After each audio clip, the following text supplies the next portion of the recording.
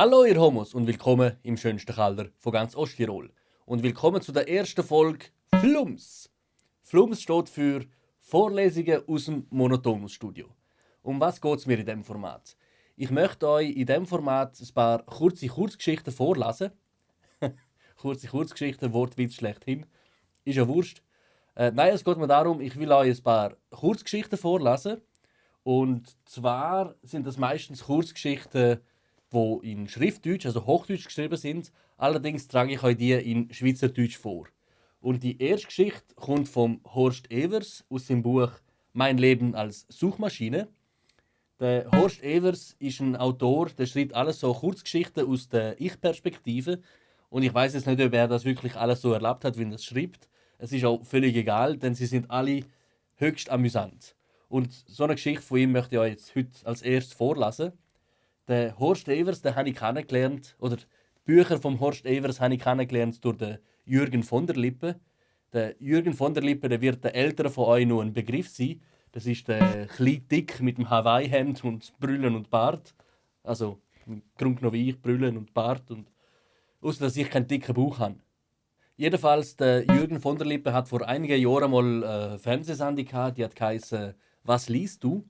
Und in dieser Sendung hat er eigentlich nichts anderes gemacht, als er hat sich vor die Leute gesetzt an einen Tisch und hat Bücher vorgelesen, beziehungsweise kurze Geschichten aus diesen Büchern. Und das habe ich immer sehr amüsant gefunden. Und das möchte ich jetzt im Grunde eigentlich weitermachen, nur eben auf Schweizerdeutsch und nicht auf Schriftdeutsch. Und dabei wünsche ich euch jetzt viel Vergnügen. YouTube und Brot.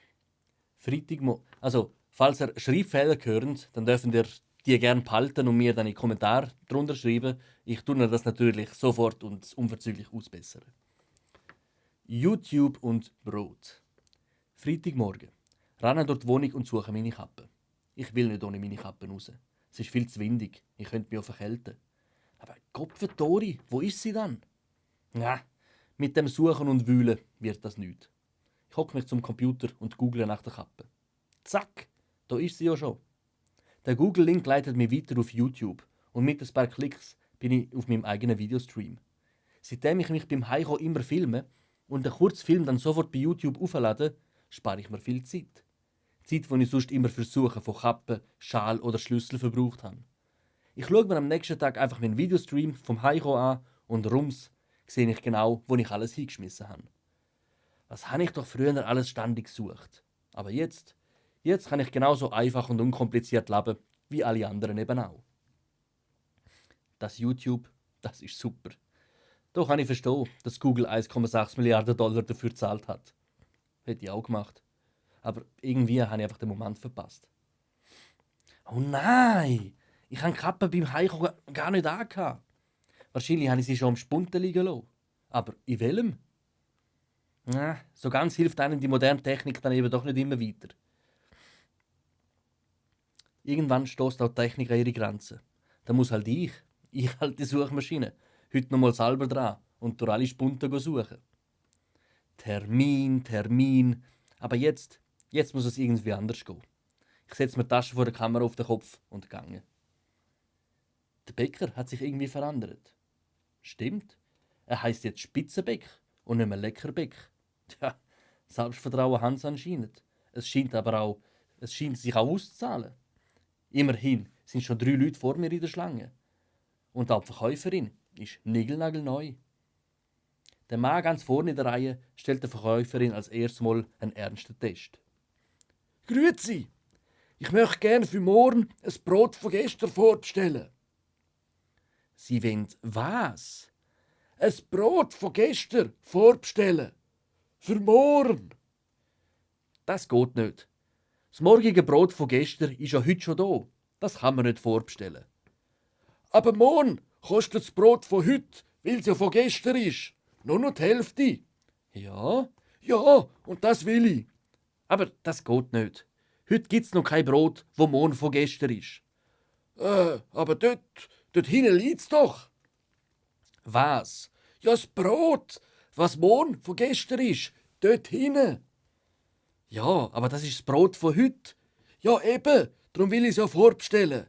Da kostet es nur noch die Hälfte.» Ja, ja, aber das geht nicht. Sie können kein Brot von gestern vorbestellen. Wie stellen Sie sich denn das vor? Wenn das alle machen würden, wo sollte ich denn das Brot lagern? Den ganzen Platz habe ich doch gar nicht. Aha, der Platz ist das Problem.